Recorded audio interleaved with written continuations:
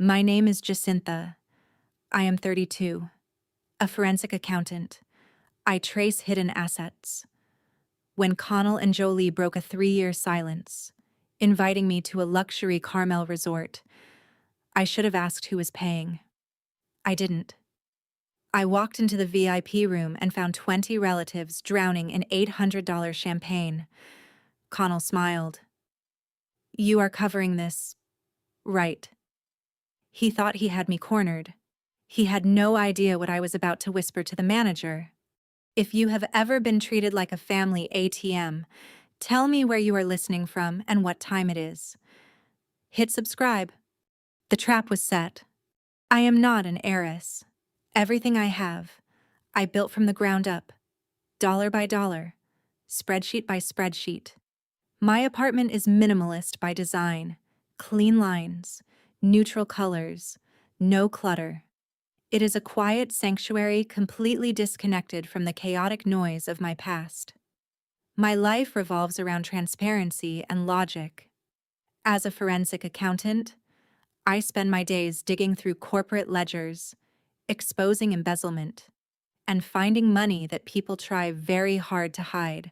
Numbers do not lie, they do not manipulate you, and they certainly do not guilt-trip you into paying for things you never wanted. That is why I love my job.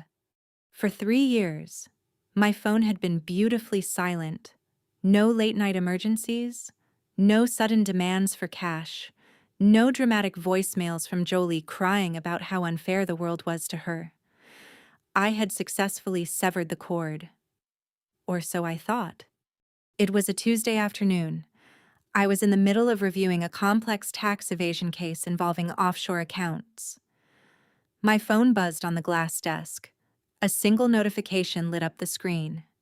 It was a message from a number I had deleted long ago, but the phrasing was instantly recognizable. It was Jolie. The message was carefully crafted, dripping with the kind of weaponized sweetness she had perfected over decades. She wrote that the family was gathering at a resort in Carmel by the Sea this coming weekend. She said it was a special memorial dinner to honor grandfather Vincent. She knew exactly which button to press. Vincent was the only person in that bloodline who had ever shown me genuine kindness. Jolie knew I would not ignore his memory. Then came the second text. It was the hook she always used to reel me back in. Family is always family. Jacinta, we miss you. Let us heal. I stared at those words for a long time. The cursor blinked on my screen. Passive voice. No apologies for the past. No taking responsibility for the ugly things they said 3 years ago. Just a sudden, pressing desire to heal in one of the most expensive zip codes in California. I should have deleted the text. I should have blocked the number again and gone back to my fraud investigation. But the mention of Vincent clouded my usually sharp judgment. He had left me a specific set of instructions before he passed. Instructions I had just finalized with his former lawyer that very morning. The timing felt too coincidental. I opened a new spreadsheet. I started typing out a timeline of their past behaviors. As a forensic auditor, I document everything. If they wanted to play a game, I needed to know the rules. But even with all my training, I underestimated their sheer audacity. I typed back a simple confirmation. I will be there for dinner. I set the phone face down on my desk. My hands were perfectly steady. I knew Connell and Jolie's financial habits better than anyone. Carmel by the Sea was light years beyond their actual means. Someone was going to be left holding the bag for this sudden display of affection. The chill crept deeper. The drive down the California coast usually clears my head. But that Saturday, the ocean breeze felt incredibly heavy. Carmel by the Sea is a place where wealth is whispered, not shouted. It is where billionaires hide out in plain sight, blending in with the crashing waves and the ancient cypress trees. Connell and Jolie did not belong here. They were loud, flashy, and chronically over-leveraged. The closer I got to the resort, the more the math in my head refused to balance. I pulled my modest sedan into the circular driveway of the sprawling estate. The valet opened my door, eyeing my practical car before offering a polite nod. The lobby smelled of expensive sandalwood and sea salt. Everything was polished marble, vaulted ceilings, and quiet luxury. I walked up to the front desk, my heels clicking softly against the stone floor. "Jacintha, I am here for the private dinner in the oceanfront room," I told the woman behind the counter. She typed my name into her system. "Ah, yes. The private dining room. Your party has already checked in." "Checked in?" I asked, keeping my voice carefully neutral. "I thought this was just a dinner." The receptionist offered a tight, overly polite smile, the kind of smile hospitality workers use when dealing with difficult, demanding guests. "The rest of your party arrived on Thursday, ma'am. They have occupied 5 premium suites for the weekend. I can have someone escort you to the dining area." 5 premium suites. 3 days. 20 people. The numbers flashed across my mind like a ticking red ledger. A weekend here for that many people would cost more than a luxury car. Connell was a failed contractor who had been dodging creditors for a decade. Jolie carried a designer bag with a broken zipper she secured with a safety pin. They did not have the capital to fund a weekend retreat in Carmel. I followed the hostess down a long, dimly lit corridor. The walls were lined with expensive abstract artwork, but all I could focus on was the faint sound of familiar, raucous laughter echoing from the end of the hall. It was loud, too loud for a place like this. I could hear my uncle bragging about some imaginary real estate investment. I could hear the clinking of heavy crystal glasses. This was not a somber memorial for Grandfather Vincent. This was a carnival. They were celebrating something, and they were using a dead man's name as the invitation. My stomach tightened. I reached into my blazer pocket and touched the cold metal of a small USB drive. It was a reflex. That drive held the finalized legal documents regarding Vincent. It was the only armor I had brought with me. We reached a heavy set of double mahogany doors. The hostess paused. She did not open them immediately. She looked at me. It was a look I recognized from my days working low-wage jobs to pay Connell's endless debts. It was a mixture of deep exhaustion and quiet pity. She had been dealing with my chaotic relatives for 48 hours. She knew exactly who was about to walk into the lion's den. "Good luck," she whispered. The heavy doors swung open. The oceanfront VIP room was undeniably breathtaking. Floor-to-ceiling windows framed the crashing waves of the Pacific Ocean as the sun began to set. But the view inside the room was grotesque. 20 members of my extended family were scattered around a massive, polished banquet table. It was a sea of false prosperity. My aunts, uncles, and cousins were already tearing into massive seafood towers built on crushed ice. The table was littered with empty bottles of reserve wine. Connell sat at the head of the table like a medieval king holding court. Jolie was to his right, waving her hands dramatically as she told a story to an audience of nodding relatives. When she saw me, she leaped up, throwing her arms wide. "Jacintha, look at you. You finally made it." The room went silent for a fraction of a second before everyone erupted into forced applause. It was a perfectly choreographed performance. I let her hug me. She smelled like cheap perfume trying desperately to mask the scent of expensive gin. "Sit. Sit. We already ordered the appetizers." Connell boomed, gesturing to the only empty chair left at the far end of the table. I walked to my seat. I did not raise my voice. I did not cause a scene. I sat down and immediately switched into auditor mode. My eyes scanned the environment. Right next to my plate was a digital ordering tablet, the kind high-end resorts use for guests to add requests directly to the master tab. The screen was active. I casually dragged my index finger across the glass, scrolling through the itemized list. It was a deeply ingrained habit. I audit everything I touch. What I saw made my blood run completely cold. The ledger did not just show tonight's imported seafood and vintage champagne. The tab stretched back 2 full days, 3 deep tissue massages at $400 each, 2 private poolside cabanas rented for the entire afternoon, a dozen bottles of top-shelf liquor sent directly to the premium suites, room service charges time-stamped at 2 in the morning. They had been living like royalty on an open tab for 48 hours.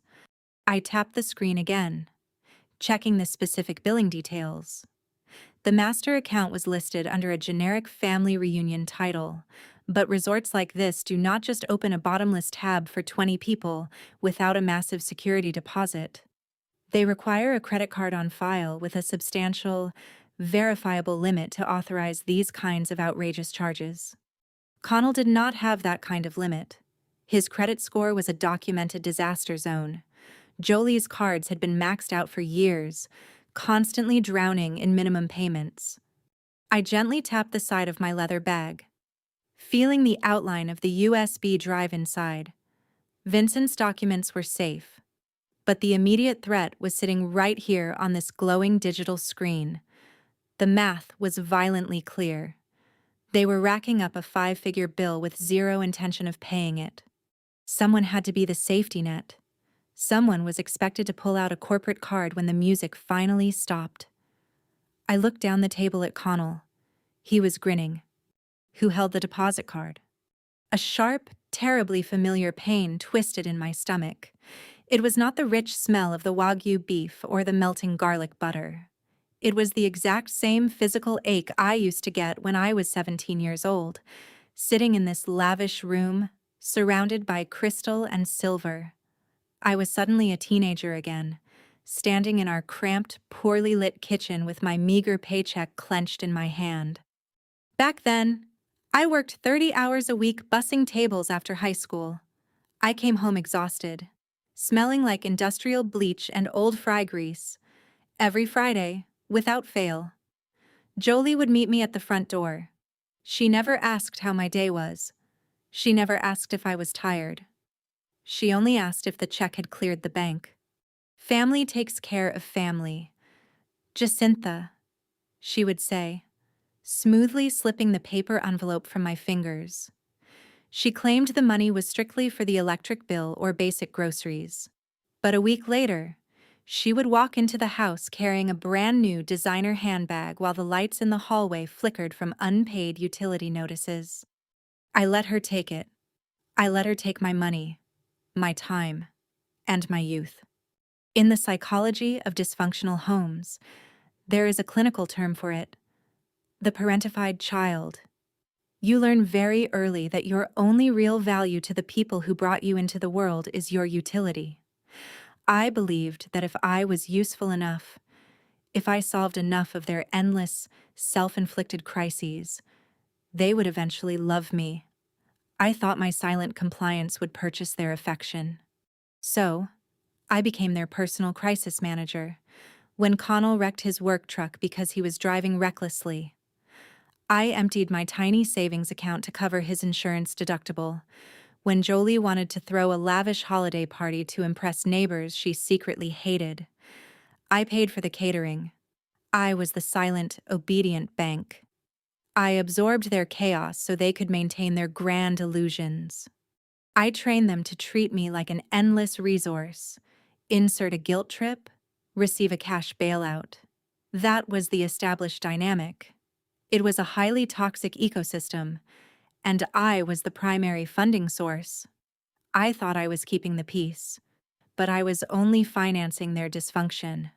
Sitting at the resort table, watching my uncle inhale a lobster tail he could never afford on his own, I realized absolutely nothing had changed. They were still running the exact same script.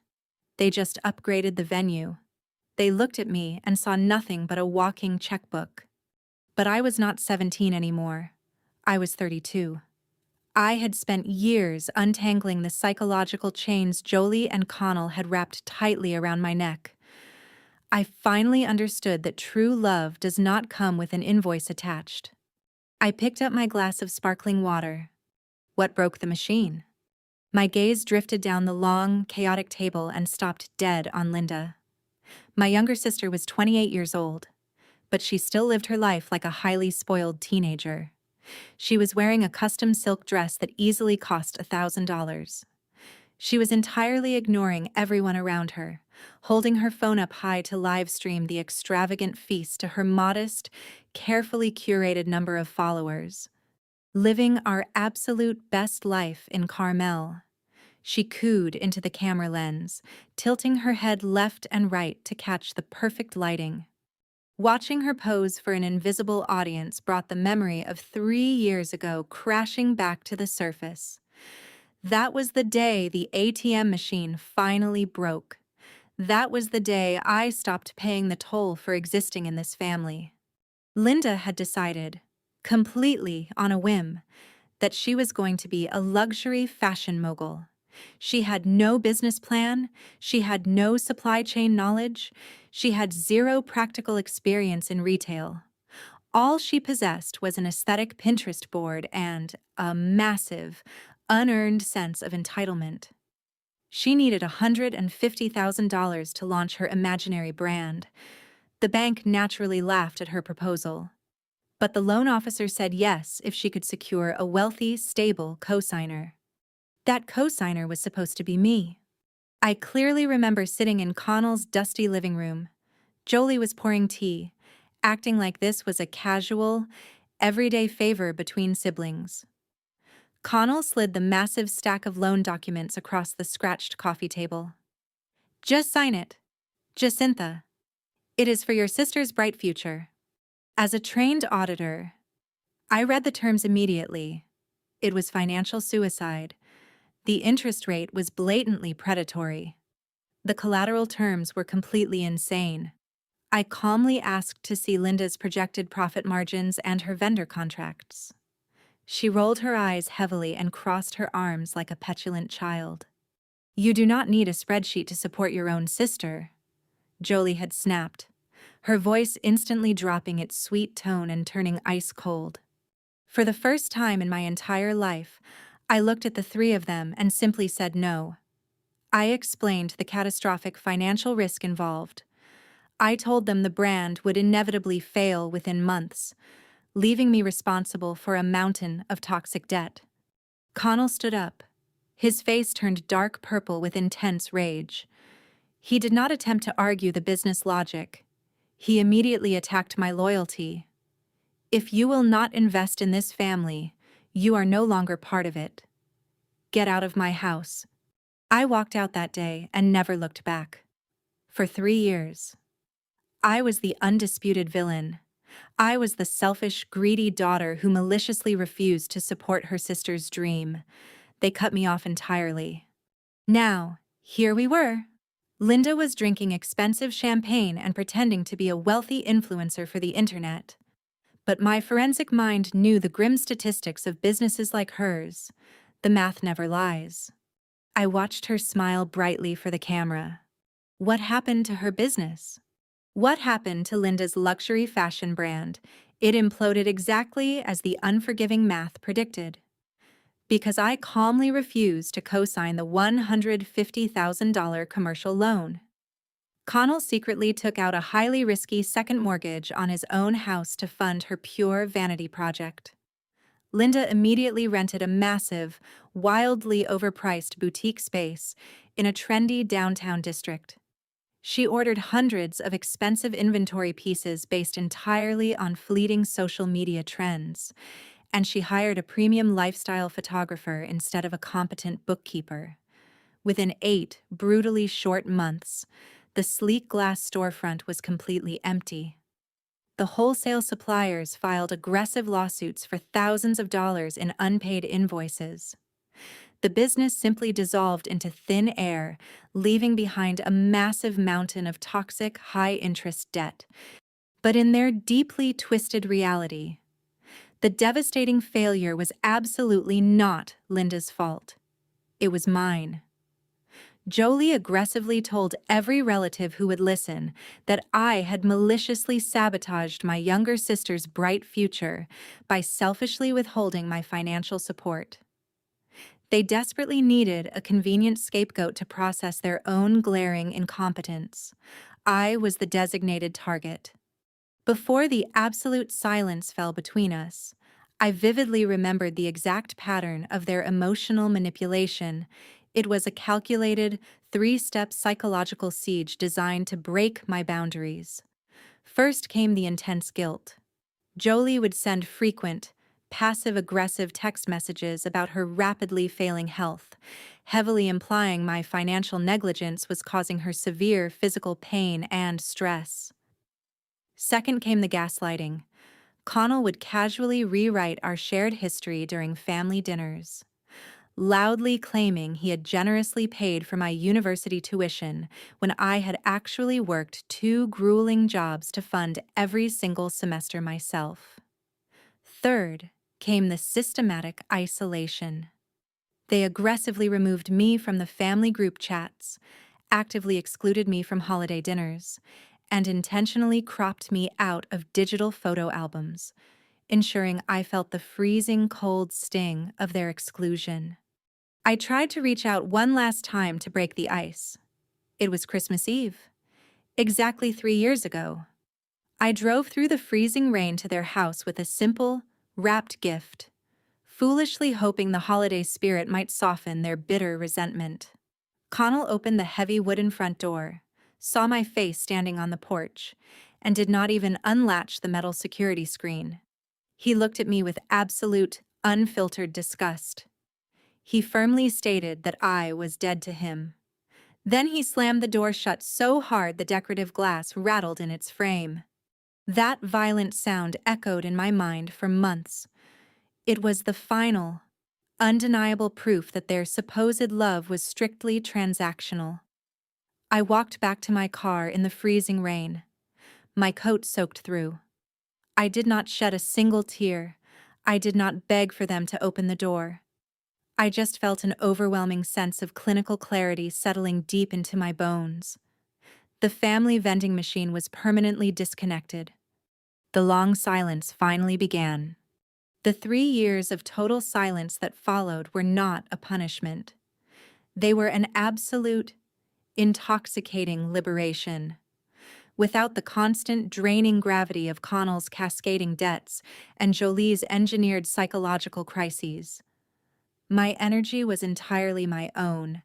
I did not waste a single moment mourning a family structure that only valued my open wallet. I channeled every ounce of that leftover emotional energy directly into my professional career. I studied relentlessly for the Certified Public Accountant Board examinations. I spent my nights buried in complex tax codes and corporate auditing procedures. I passed in the top 1% of my state.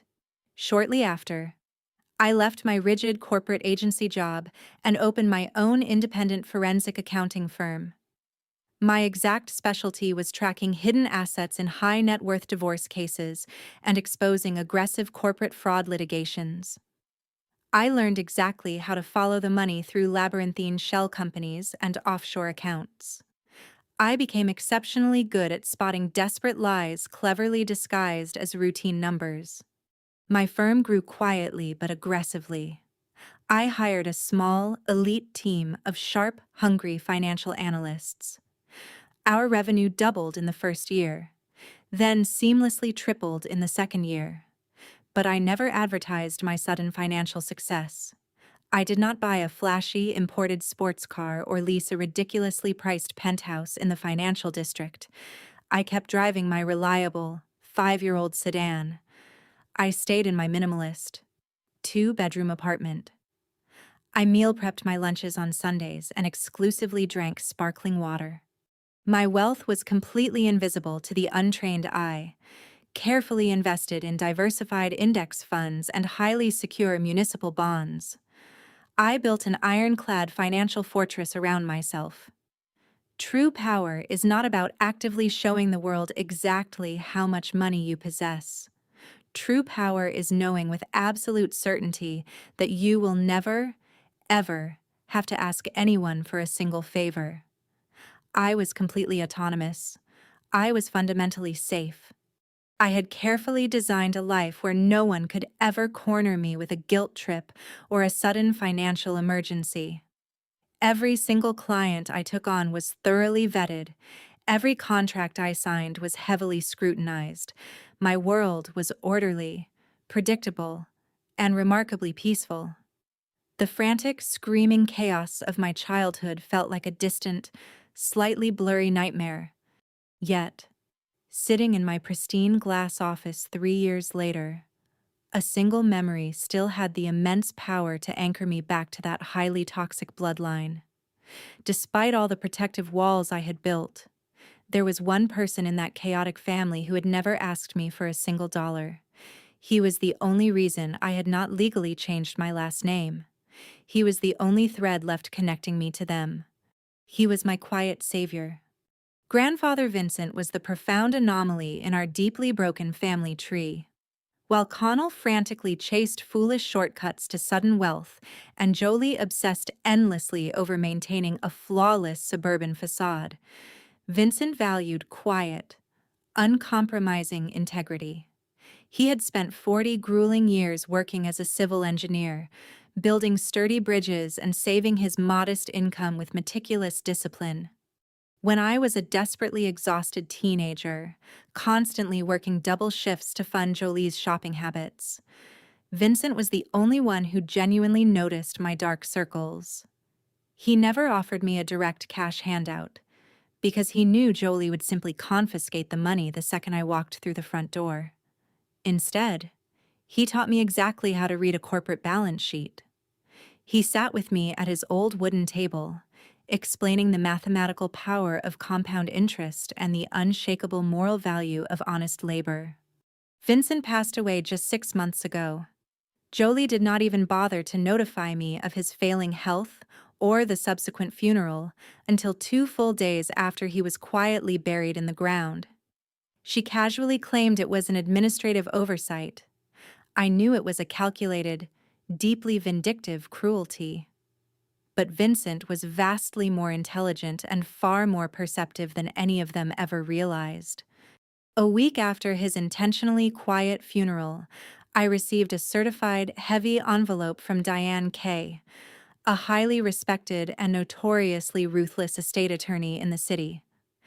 I sat in her imposing oak-paneled office while she slid a thick, sealed manila folder across her immaculate desk. Vincent knew exactly what his son Connell was fundamentally capable of. He knew any remaining liquid assets would be rapidly evaporated in a matter of months to cover Connell's collapsing business ventures and Linda's endless, highly publicized shopping sprees. So, Vincent legally bypassed them entirely. He used his decades of saved wealth to create a legal structure so incredibly rigid, so impeccably drafted by Diane, that not even a massive team of aggressive corporate litigators could hope to dismantle it. He quietly established a highly specific trust fund, entirely shielded from Connell and Jolie's sticky fingers.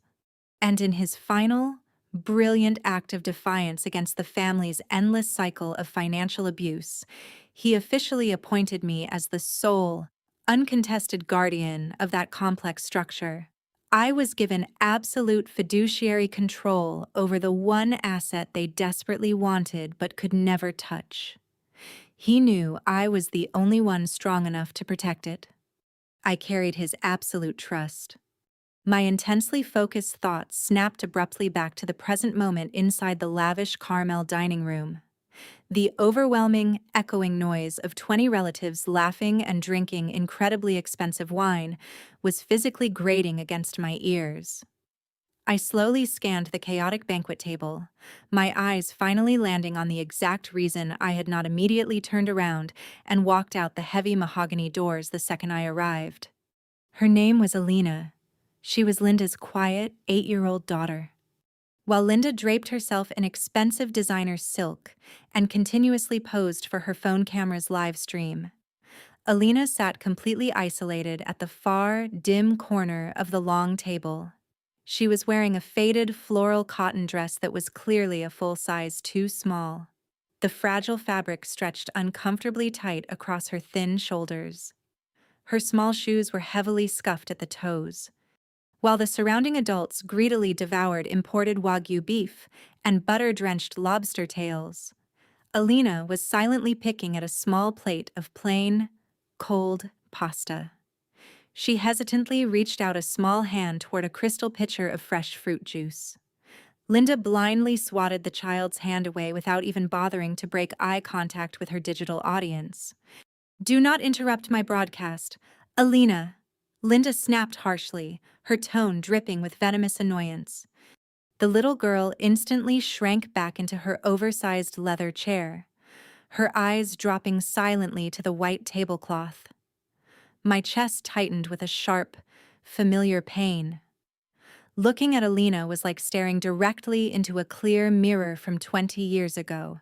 I knew exactly what it felt like to be the completely invisible child in a room full of loud, incredibly selfish adults. I knew the specific, hollow ache of being viewed as a deeply annoying inconvenience to the exact woman who was supposed to fiercely protect you. I could have easily stood up right then, paid for my sparkling water, and driven my reliable car far away from this circus. I was financially secure. I was emotionally free. I owed these people absolutely nothing, but leaving right now meant deliberately leaving that sweet, 8-year-old girl behind in the exact same psychological prison I had only narrowly escaped. I gently touched the smooth leather of my handbag, feeling the distinct outline of the USB drive resting safely inside. Alina was the innocent casualty in their endless game of appearances. They were using her as a quiet prop, completely ignoring her basic needs while funding their own excessive luxuries. I could not abandon her. The extravagant dinner service continued its rapid descent into absolute, unhinged gluttony. I sat completely silently at the far end of the table, sipping my sparkling water, carefully watching the grand performance unfold. Connell waved his silver fork around dramatically, loudly boasting to my uncle about a massive commercial real estate development he was allegedly spearheading downtown. "The final zoning permits are clearing next week," Connell declared with booming, unearned confidence. "We are talking an 8-figure return by the fourth quarter. You just have to know exactly how to play the local politicians." Jolie chimed in immediately, loudly agreeing and intentionally making sure everyone at the table noticed the supposedly new diamond tennis bracelet sparkling brightly on her wrist. The surrounding relatives nodded in deep awe, easily hypnotized by the convincing illusion of massive, unending success. But my extensive forensic training made it physically impossible to ignore the glaring discrepancies in the room. I analyze raw data for a living. I look for the tiny, almost invisible threads that eventually unravel the entire tapestry of a lie. Connell's shiny gold watch caught the warm light of the chandelier. It was heavy and bright, but the sweeping motion of the second hand was slightly staggered. It was a moderately priced replica, not a genuine luxury timepiece. Jolie's designer handbag sat proudly on the empty chair beside her. The brand logo was highly prominent, but I sharply noticed the leather strap was severely frayed at the edges, held together by a carefully concealed black safety pin. Their tailored clothes were clearly expensive, but noticeably out of season. It was a desperate, incredibly hollow masquerade. They were actively projecting an aggressive image of limitless wealth while simultaneously standing on a floor of rapidly rotting wood. In psychology, this is severe overcompensation. They desperately wanted me to believe they had won the grand lottery of life without my financial help. But people who are genuinely generating 8-figure commercial returns do not aggressively brag about it to their extended family at a dinner party. And they certainly do not use a rusty safety pin to repair a leather strap. The entire dinner was an elaborate stage play, and the props were incredibly cheap. They were drowning, and they were putting on a spectacular show just to prove they could still swim. The numbers were completely wrong. I decided to immediately test the structural integrity of Connell's grand, boasting illusion. I leaned forward slightly, resting my elbows lightly on the pristine white linen tablecloth. My voice was perfectly calm, entirely devoid of any trace of accusation. That commercial development sounds incredibly ambitious. Connell, I said smoothly, ensuring my tone was strictly professional. Are you securing the primary funding through institutional lenders, or are you utilizing private equity syndicates given the current, highly volatile interest rate environment? The entire table went totally silent for a fraction of a second. Connell's jaw twitched violently. It was a rapid micro-expression of sheer, unadulterated panic. We use a highly proprietary mix of capital streams. He deflected quickly, taking a massive, desperate gulp of his vintage red wine to actively avoid making eye contact with me. It is highly complex. You simply wouldn't understand the corporate logistics involved. I just nodded slowly, offering a perfectly polite, entirely empty smile, while Jolie immediately launched into another loud, distracting story about her imaginary country club friends. I seamlessly moved my left hand under the edge of the heavy table. I quietly unlocked my smartphone. As a licensed financial investigator, I have direct, secure access to comprehensive public financial databases and corporate registry records. I quickly typed the exact legal name of Connell's primary contracting firm into the search bar. The stark results populated on my screen in less than 10 seconds. It was an absolute financial bloodbath. The company's primary operating accounts had been legally frozen by regional creditors exactly 6 months ago. There were 3 active, massive tax liens filed directly against his primary residence. He was drowning in severe, inescapable defaults. The luxury vacation, the 5 premium resort suites, the $800 champagne, absolutely none of it was real. This weekend was not a heartfelt celebration of Grandfather Vincent's memory. It was the final, wildly desperate gasp of a rapidly collapsing empire. They had run out of extending credit lines. They had run out of naive, gullible investors. And now, staring down a massive, accumulating resort bill, they desperately needed an emergency exit strategy. The trap was meticulously, carefully set, and I was the intended prey. They brought me here to manually foot the bill for their glorious final act. I stared at the phone screen, feeling the cold reality of their betrayal washing over me. I knew exactly who pays. The dinner table conversation began to subtly shift its current, moving away from their fabricated financial triumphs and slowly zeroing in directly on me. In any deeply dysfunctional family, the pressure never arrives as a sudden, aggressive demand. It is always a carefully orchestrated, slow-building current. Jolie was the absolute master conductor of this particular symphony. She sat near the center of the massive table, gently stirring her expensive wine, shooting highly calculated, sympathetic glances at the surrounding relatives. She sighed heavily, ensuring the sound carried perfectly over the ambient noise of the luxury restaurant. She began talking about how incredibly difficult the modern economy was for honest, hard-working people. It was a perfectly laid foundation. Then, an older uncle sitting across from Linda picked up the obvious cue. He leaned forward, aggressively cutting a piece of his prime steak, and pointed his silver fork directly at me.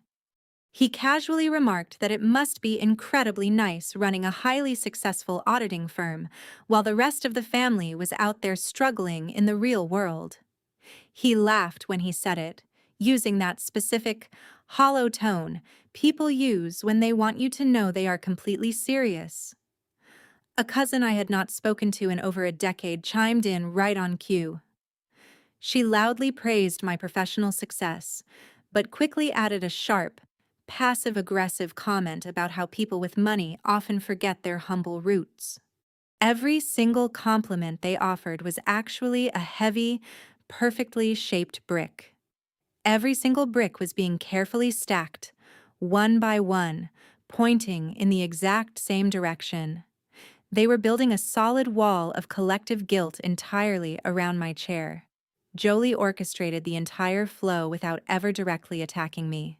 She would offer a gentle, maternal nod to the uncle, a sweet, validating smile to the cousin, and a deeply tragic, long-suffering look whenever my financial independence was explicitly mentioned. They had clearly been talking about my absence, my money, and my supposed obligations long before I ever walked into this resort. They had arrived tonight with a completely shared, deeply entrenched narrative. Jacintha left the family. Jacintha has plenty of money. Jacintha owes us her unwavering financial loyalty to make up for her selfish absence. They expected me to squirm. They wanted me to feel the crushing weight of 20 disappointed, judging pairs of eyes. They wanted me to nervously apologize for my success and frantically search for a way to buy back their temporary approval. But my analytical mind simply cataloged every single manipulative comment like a line item on a fraud report. I did not argue. I did not try to defend my career. I just sat at the end of the table, calmly sipping my sparkling water, watching them build a cage I had already mentally dismantled. The pressure was actively mounting. The dessert menus finally arrived, completely shattering whatever tiny shred of restraint remained at the table. Linda did not even bother to look at the printed prices on the right side of the elegant parchment. She immediately flagged down a visibly exhausted waiter and ordered 3 different specialty soufflés, which inherently required a 20-minute preparation time. She was intentionally dragging the extravagant evening out, stretching the luxury experience for her social media followers.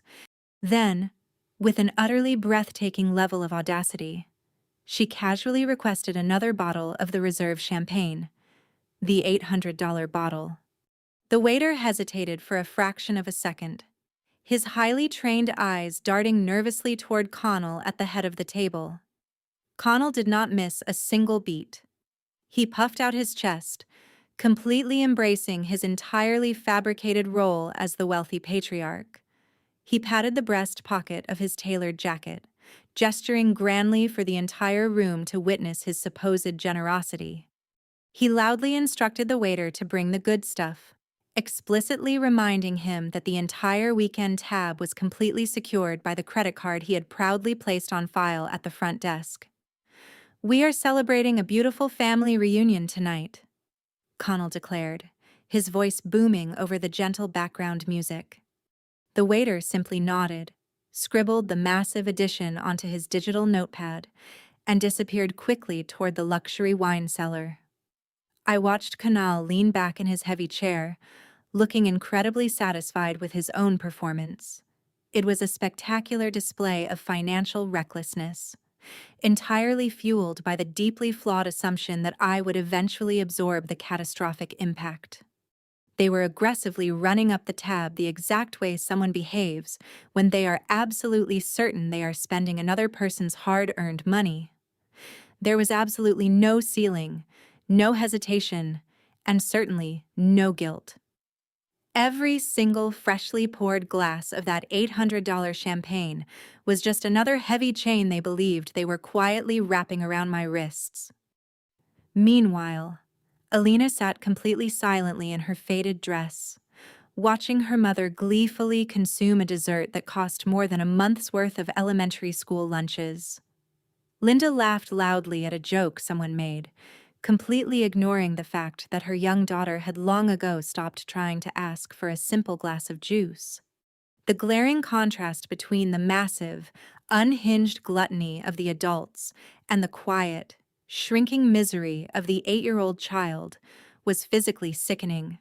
They were fully prepared to financially ruin themselves and subsequently attempt to ruin me, just to temporarily feel like royalty.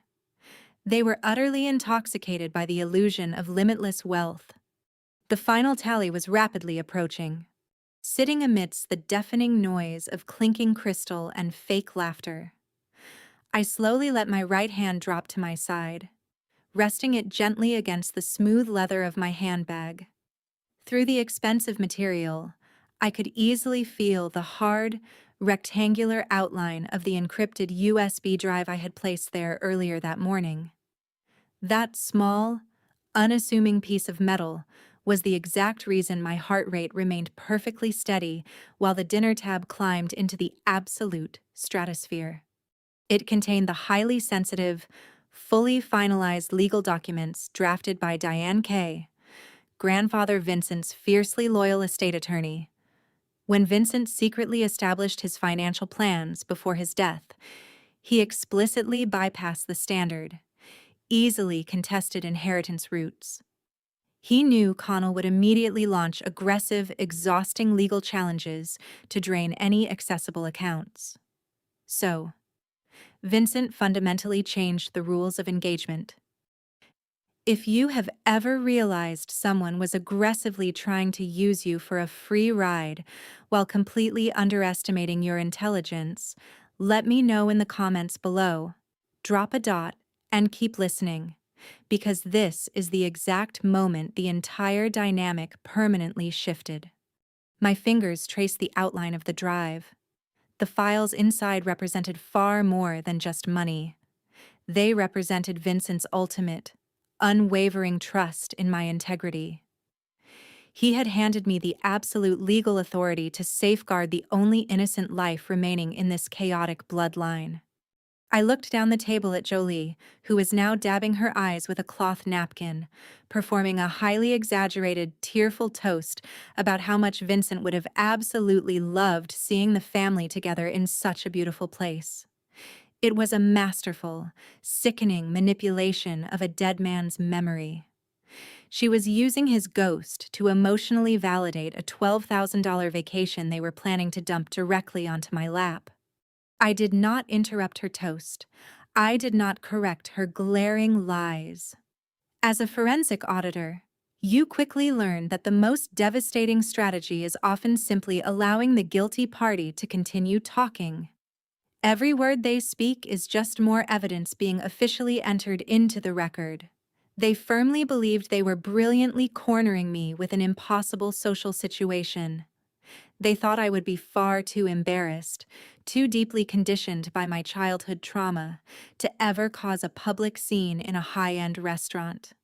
They thought my silence was the familiar silence of a compliant, defeated victim. They had no idea it was actually the hyper-focused silence of an apex predator patiently waiting for the exact right moment to strike. I had the raw data. I had the legal authority. I had the ultimate weapon resting quietly inside my bag. The waiting game was almost over. To understand exactly why I was so incredibly calm, you have to understand the immense, absolute power of the specific financial vehicle Vincent had created.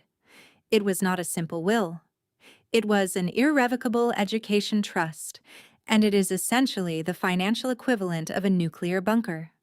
When you set up an irrevocable trust, you are legally permanently removing the assets from your personal estate and placing them into a completely separate legal entity.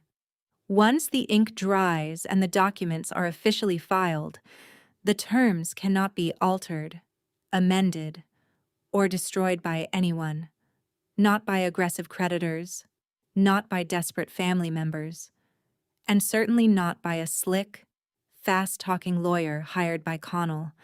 Vincent had placed $200,000 directly into this heavily fortified structure, expressly designated for Alina's future education, fundamental medical needs, and basic living essentials. But the true genius of Vincent's plan was the appointment of the fiduciary. He bypassed Linda entirely. He bypassed Connell and Jolie. He legally appointed me as the sole, uncontested trustee. This meant I held a strict, legally binding fiduciary duty to protect those funds from her own parents. Linda's biological status as Alina's mother granted her absolutely zero legal access to the money. If Linda or Connell ever tried to force me to distribute the funds to cover their mounting luxury debts, the federal law required me to aggressively deny them. I was the absolute gatekeeper, backed by the full, uncompromising weight of the legal system. Sitting at that chaotic table, watching Alina quietly push a cold noodle around her plate, the brilliance of Vincent's strategy washed over me. He knew Linda would eventually crash and burn. He knew Connell would constantly seek a new financial host to parasitize. Vincent had quietly handed me an impenetrable shield to protect the child, and an incredibly sharp sword to sever the toxic adults. They thought they held the power because they had engineered a massive restaurant bill and a room full of judging relatives. But true power does not come from social pressure or loudly proclaimed bloodlines. True power comes from legally binding documentation, verifiable data, and the absolute willingness to enforce boundaries without a single drop of emotional hesitation. I looked at Conal, who was currently laughing at a joke, utterly clueless about the legal reality resting inside my handbag. He thought he was about to outsmart the daughter he had thrown away 3 years ago. He did not realize he was actively charging headfirst into a solid brick wall. The law protected the child. The expensive dessert plates were finally cleared away by the highly efficient silent waitstaff. The second bottle of $800 champagne was completely empty, resting upside down in its silver ice bucket. The chaotic energy of the table slowly transitioned into that specific, lazy warmth that only follows an incredibly lavish meal you have absolutely no intention of paying for. The trap had been fully set. The bait had been entirely consumed. And now it was time for the final execution. Roger, the senior floor manager of the resort's dining operations, quietly approached the head of the table. He carried a sleek, embossed leather folio containing the final tally for the entire weekend. 3 days of premium suites, luxury cabanas, deep tissue massages, imported steaks, and vintage alcohol. He placed the heavy folio directly onto the table, perfectly centered between Connell and Jolie. The ambient chatter of the 20 relatives instantly died down. It was not a natural silence. It was a deeply expectant, highly charged vacuum. Connell did not bother to open the leather cover to check the itemized damages. He did not need to. He already knew the financial devastation inside was completely beyond his shattered credit limits. With a slow, highly deliberate motion, Connell placed his fingertips on the edge of the dark leather folder. He did not break eye contact with me as he smoothly pushed the folio straight down the long stretch of the polished table. It slid across the smooth surface and stopped exactly 3 inches from my glass of sparkling water. I looked down at the small printed slip of paper peeking out from the edge of the leather. The bold, black ink at the bottom line was glaringly visible. $12,500. Connell leaned back in his heavy chair, crossing his arms comfortably over his chest. He offered me a warm, incredibly condescending smile. It was the exact same smile he used 15 years ago when he demanded my teenage paychecks. "Well, Jacintha," Connell said, his voice loud enough for the entire silent room to hear perfectly. "We are so incredibly glad you decided to rejoin the family this weekend. You are taking care of this. Right. Consider it your contribution for missing the last 3 years." 20 pairs of eyes stared directly at my face. Jolie nodded encouragingly, performing her supportive mother routine. Linda smirked slightly from behind her phone screen.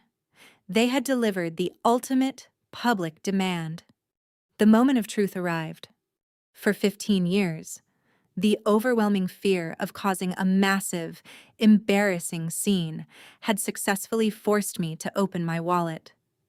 My family relied entirely on my deeply ingrained social anxiety to fund their reckless lifestyle. They actively counted on the fact that an educated, highly professional woman like me would simply absorb a $12,000 hit rather than loudly argue about money in front of 20 silent relatives and a luxury resort staff. I looked at the heavy leather folio resting inches from my hand. I looked at Connell's smug, expectant face. I looked at Jolie's expertly crafted mask of maternal validation. I looked at Linda, who was already losing interest, assuming the transaction was a guaranteed success. Then, I looked at Alina, who was staring down at her scuffed shoes, completely detached from the cruel financial theater happening above her head. I did not raise my voice. I did not show a single ounce of the intense anger burning inside my chest. As a forensic auditor, I know that whoever loses their temper first automatically loses control of the negotiation. I kept my breathing perfectly measured. I slowly placed my white cloth napkin onto the table. I picked up my small, structured leather purse and stood up from my chair. The movement was incredibly calm, unhurried, and entirely deliberate. "Let me go take care of this," I said smoothly, offering a polite, thoroughly unreadable smile to the table. A collective, massive sigh of profound relief instantly washed over the 20 people sitting around me. Jolie immediately patted Connell's arm in a triumphant gesture. Linda returned to aggressively scrolling through her social media feed. The older uncle who had insulted my career earlier suddenly found his empty wine glass fascinating. They honestly believed their psychological ambush had worked flawlessly. They believed the machine had simply been plugged back in. If you understand the immense life-altering power of staying perfectly calm when everyone around you expects you to completely break, keep listening. The real show is about to start. I did not reach into my purse to pull out my corporate credit card. I did not open the leather folio to inspect the charges.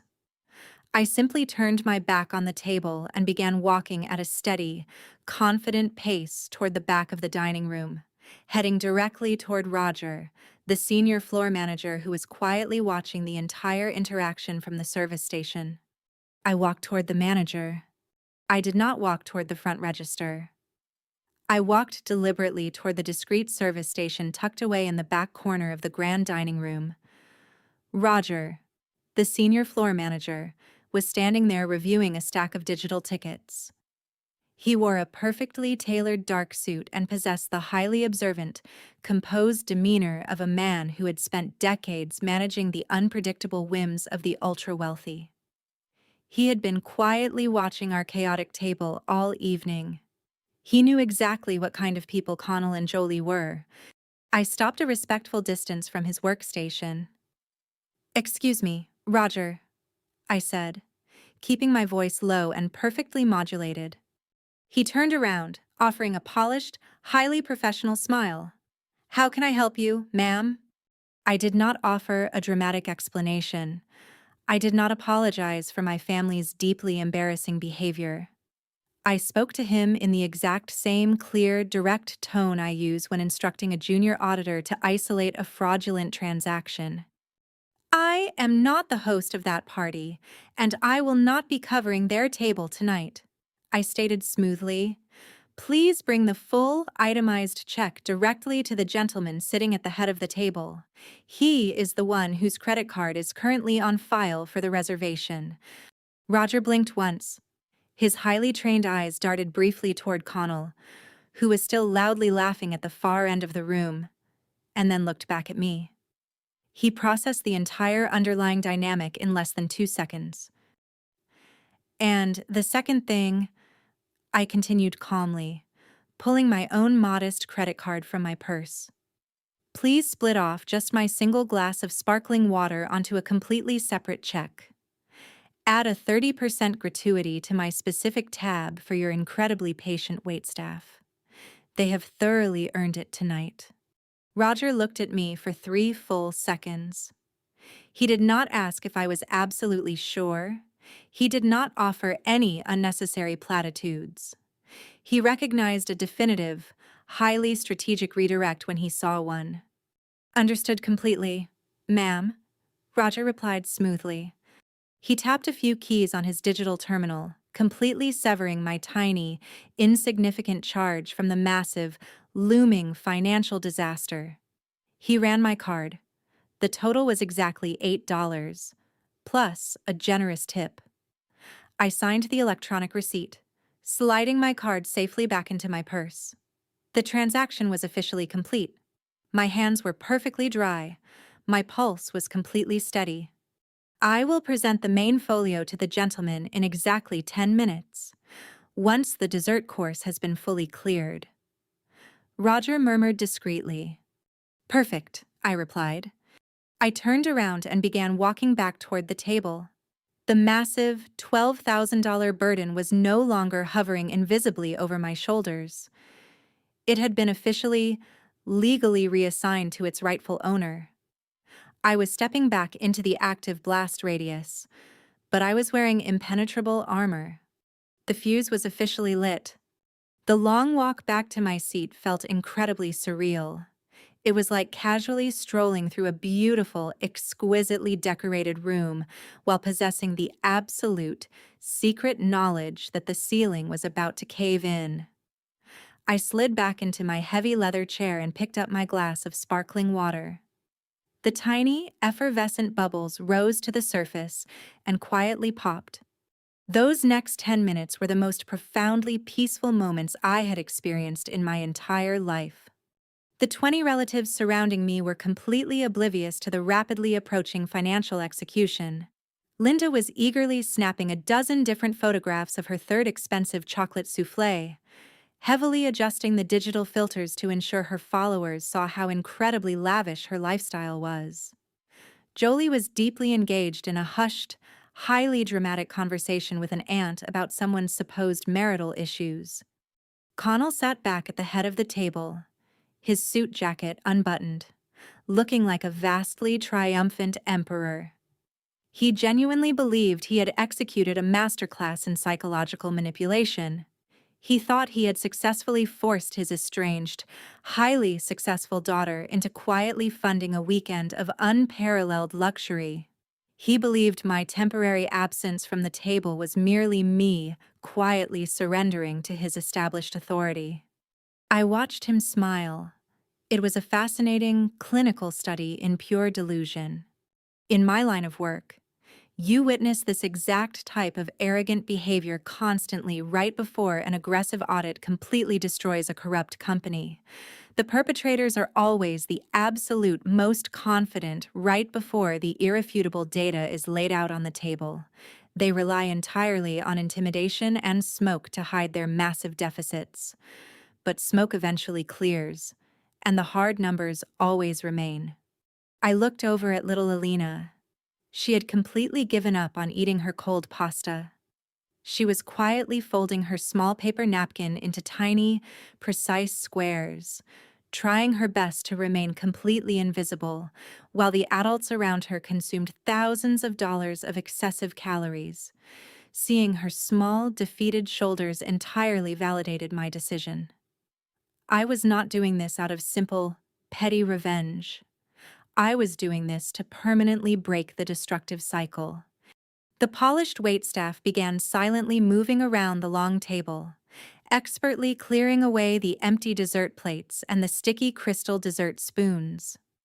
The grand feast was officially over.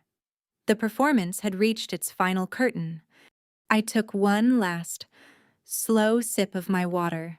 I placed the heavy glass down on the crisp white linen tablecloth and folded my hands neatly in my lap. The leather folio was coming. Roger appeared at the edge of the private dining alcove. He moved with absolute, silent precision. He did not walk toward my end of the table. He walked in a straight, unwavering line directly toward Connell. The ambient, buzzing conversation of the 20 relatives began to slightly falter as they noticed the senior manager approaching.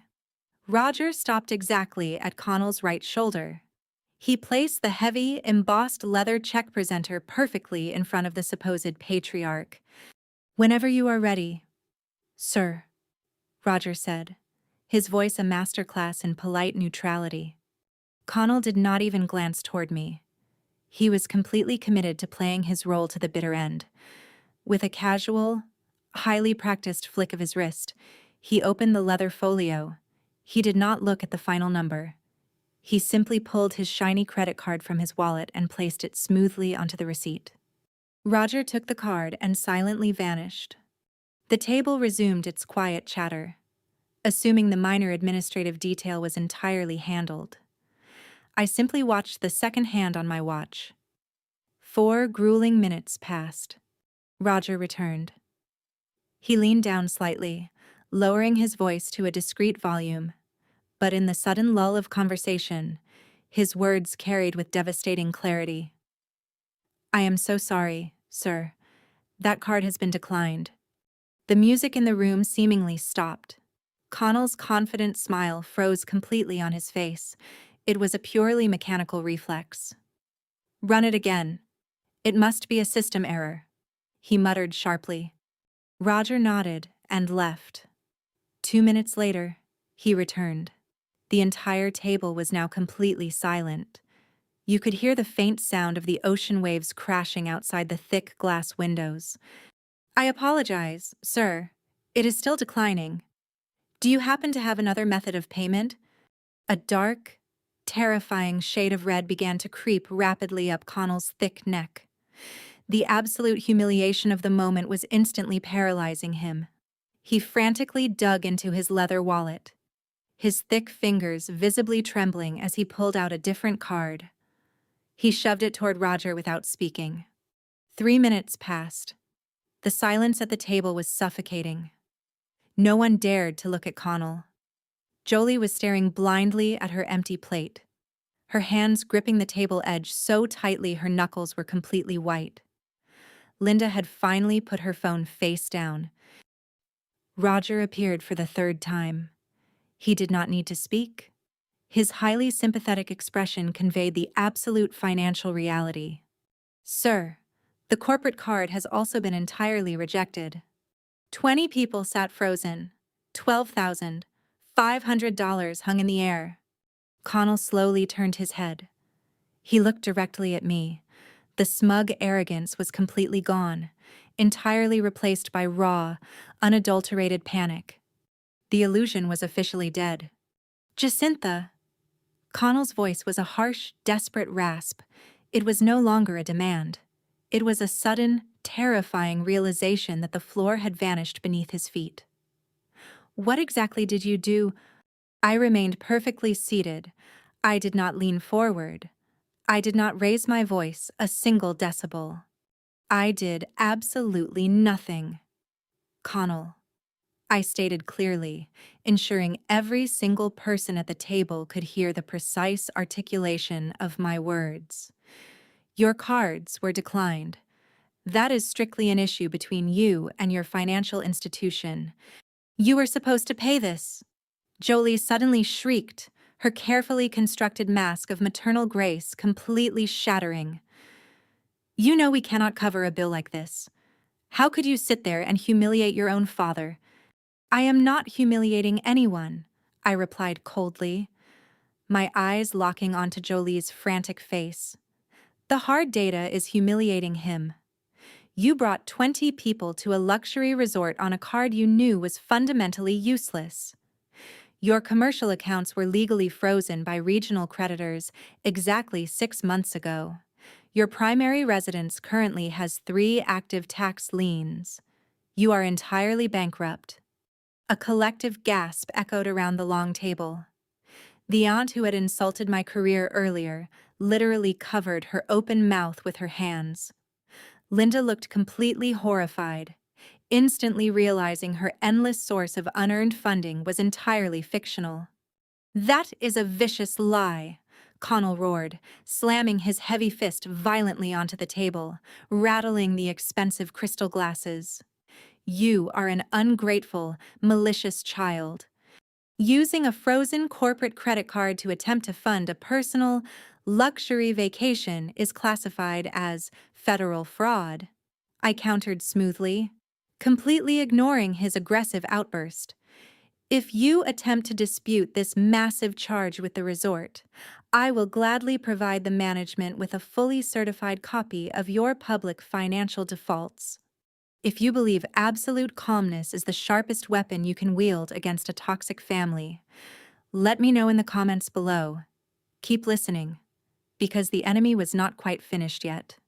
Connell stood up, his chair scraping violently against the expensive hardwood floor.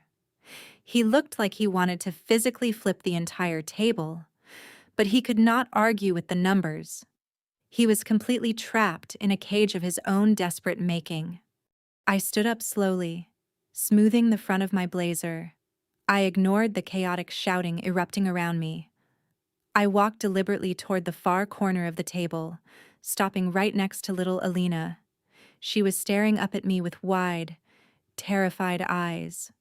I reached into my pocket, pulled out a thick, high-quality business card, and gently slipped it into the small pocket of her faded cardigan. "Keep this safe, Alina," I whispered very softly, smiling genuinely for the first time all evening. I turned around, walked past Roger the manager, and pushed open the heavy mahogany doors. I walked into the night. The immediate aftermath of the resort disaster was surprisingly quiet. I drove back to my minimalist apartment, completely unbothered by the frantic, entirely predictable explosion I had left behind in Carmel. I knew exactly how resorts handled massive, unpaid bills. Connell would be forced into signing an aggressive, legally binding payment plan with the corporate collections department, effectively sealing his total financial doom. But deeply toxic people rarely accept a definitive defeat gracefully. When cornered, they will always attempt one final, wildly desperate strike. Exactly 4 days later, my receptionist handed me a heavy, certified letter. It was printed on incredibly cheap, generic legal stationery. It was a formal cease and desist demand from a notoriously shady, low-tier attorney Connell had somehow managed to hire on contingency. The letter was a masterpiece of absolute legal fiction. It wildly accused me of actively committing elder financial abuse. It aggressively demanded that I immediately liquidate the entire $200,000 irrevocable trust established by grandfather Vincent and disperse the funds directly to Connell. The final paragraph contained a glaring, highly illegal threat. If I did not release the money within 48 hours, they would file a formal, highly publicized complaint with the State Board of Accountancy to completely destroy my professional licensing. Any normal person would have been thoroughly terrified by the aggressive legal jargon. I simply laughed out loud in my quiet office. This was the exact reason Vincent had explicitly chosen an irrevocable trust. It is a legal vault that absolutely no one can crack, not even a desperate father waving a fraudulent legal threat. I did not call my own legal team. I did not need to. I sat down at my keyboard and drafted a single, brutally efficient email directly to Connell's low-tier attorney. I formally cited the specific federal statutes governing fiduciary duty, proving that liquidating the trust to pay Connell's personal resort debts would be a massive federal crime. Then, I attached the certified documentation proving the trust was entirely irrevocable and legally unassailable.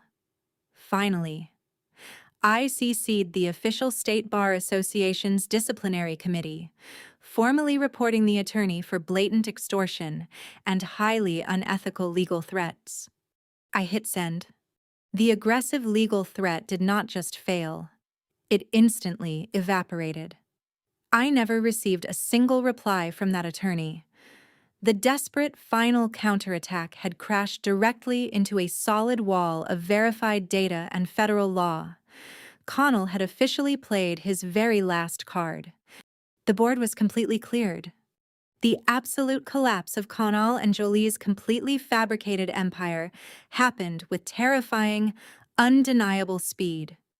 The $12,000 resort bill they were inevitably forced to finance was the final, devastating blow to their highly fragile house of cards. Gravity finally caught up with decades of their aggressive financial negligence. Through the quiet, efficient grapevine of distant relatives, I watched the unavoidable destruction unfold like a perfectly predictable mathematical equation. Within 2 months, the aggressive regional banks finally seized their primary residence. The house was rapidly foreclosed upon and sold at a heavy discount at a public county auction. Jolie, who had spent her entire adult life loudly bragging about her imaginary social status to the local country club, was abruptly forced to move into the cramped, incredibly tiny spare bedroom of her sister's modest suburban house. Her collection of fake designer handbags was completely useless in paying for basic groceries. Connell's primary contracting firm was completely liquidated by angry, unpaid vendors. He was forced to officially declare Chapter 7 bankruptcy, legally stripping away the final, pathetic remnants of his arrogant pride. He could no longer walk into a room and command authority using a wallet full of completely maxed-out credit lines. Linda's entirely fake lifestyle completely shattered. Without the endless, enabling financial safety net provided by her parents, she was abruptly evicted from her trendy, severely overpriced downtown apartment. Her social media accounts went entirely dark. The last verifiable update I heard was that she had quietly taken a minimum wage position working the cash register at a local, discount grocery store, struggling daily to make ends meet. I felt absolutely zero guilt regarding their spectacular downfall. I did not actively destroy them.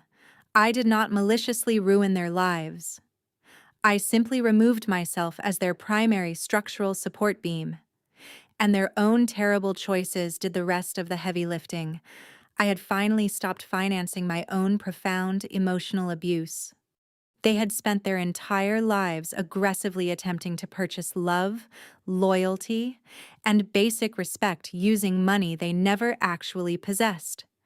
Now, they had absolutely nothing left to offer the world, and they were completely surrounded by the exact same cold, unforgiving silence they had once so casually weaponized against me. The ultimate audit was complete. The total destruction of their financial illusion was mathematically necessary, but my ultimate objective was never simply about executing a cold, calculated revenge.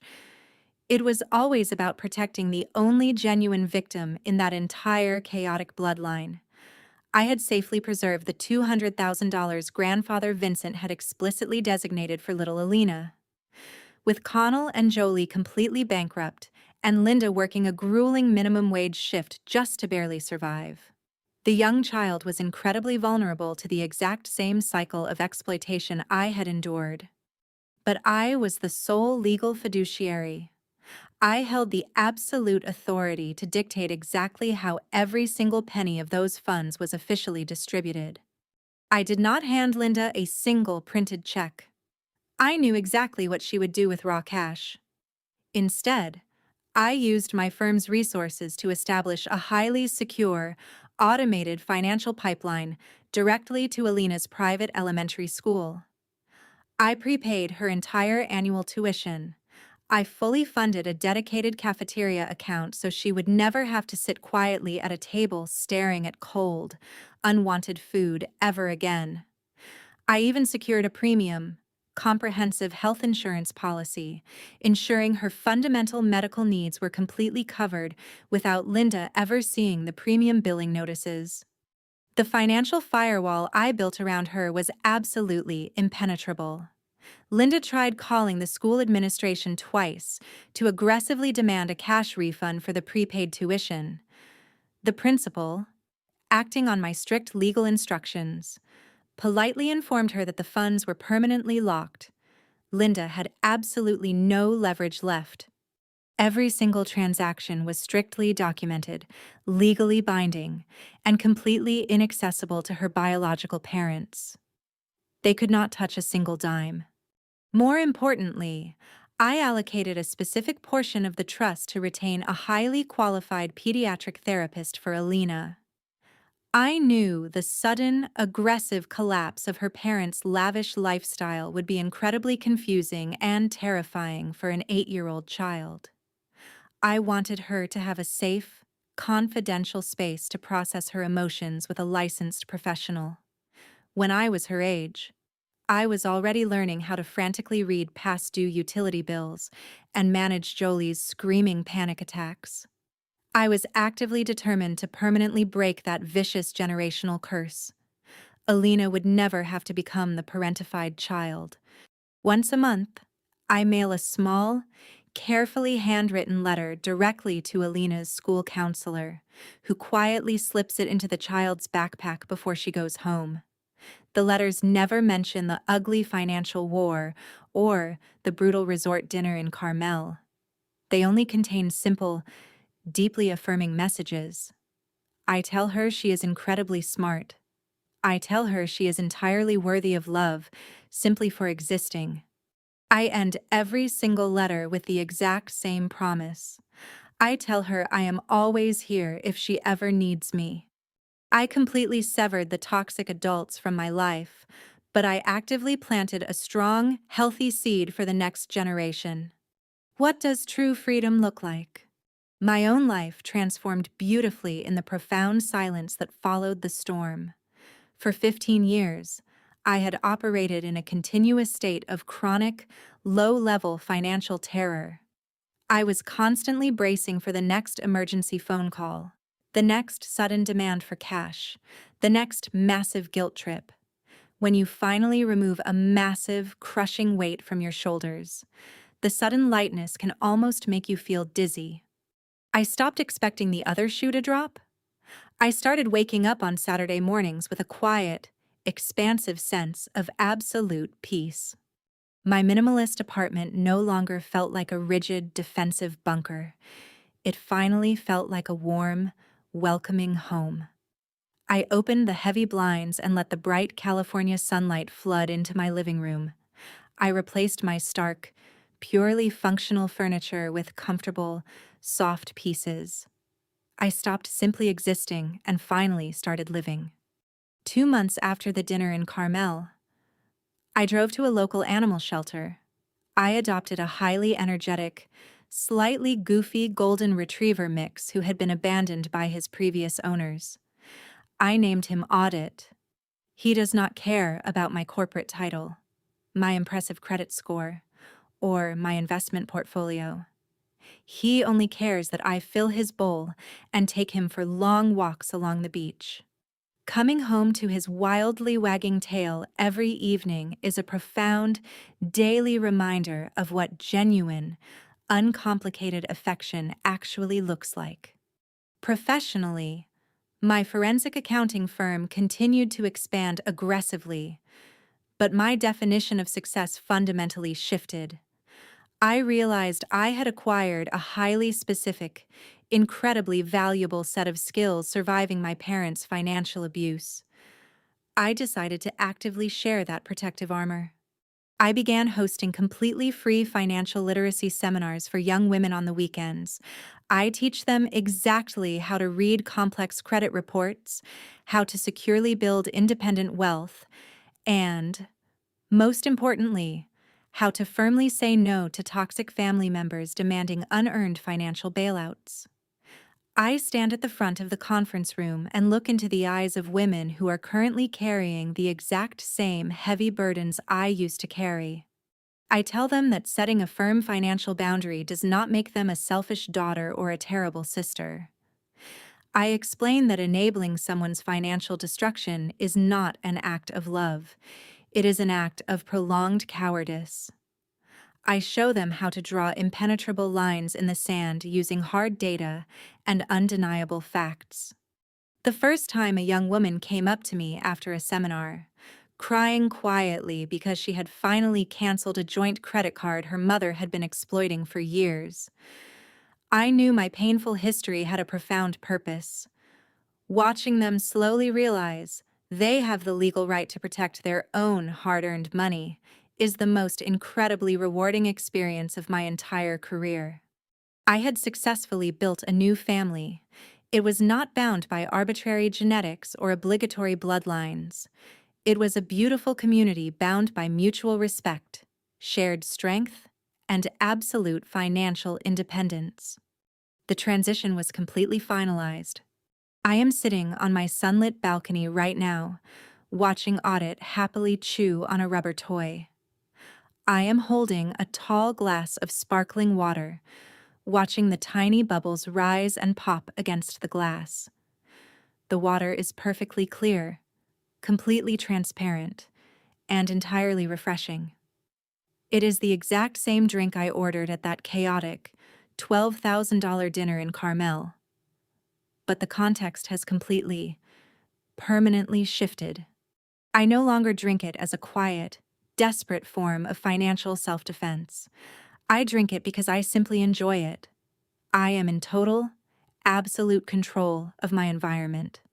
Sometimes, in the incredibly quiet moments before I fall asleep, my mind briefly drifts back to Connell and Jolie. I do not feel any lingering anger. I do not feel any sharp, burning resentment. I just feel a profound, clinical pity for two people who spent their entire adult lives desperately trying to purchase respect using money they never actually possessed. They aggressively traded their only loyal daughter for a fleeting, entirely fabricated illusion of luxury. It was the absolute worst financial transaction they ever executed. They thought my silence at that long banquet table was the silence of a terrified, compliant victim. They never realized it was the precise, calculating silence of an auditor finalizing a devastating report. I simply handed them the final balance sheet of our relationship and let the sheer weight of their own massive debt crush them. If you are currently trapped in a dynamic where your fundamental worth to your family is measured exclusively by your willingness to open your wallet, I need you to hear this truth very clearly. You are not a human vending machine. You are not a designated crisis management protocol. True family does not orchestrate elaborate, humiliating traps in luxury restaurants to force you into paying for their reckless extravagance. Genuine family is the people who bring you warm soup when you are sick, not the people who only remember your phone number when the collection agencies start calling. Love does not come with a hidden invoice. Legacy is not what you inherit from the people who came before you. Legacy is exactly what you passionately choose to protect for the people who come after you. I chose to protect Alina. I chose to protect my own peace. And in doing so, I broke the destructive cycle forever.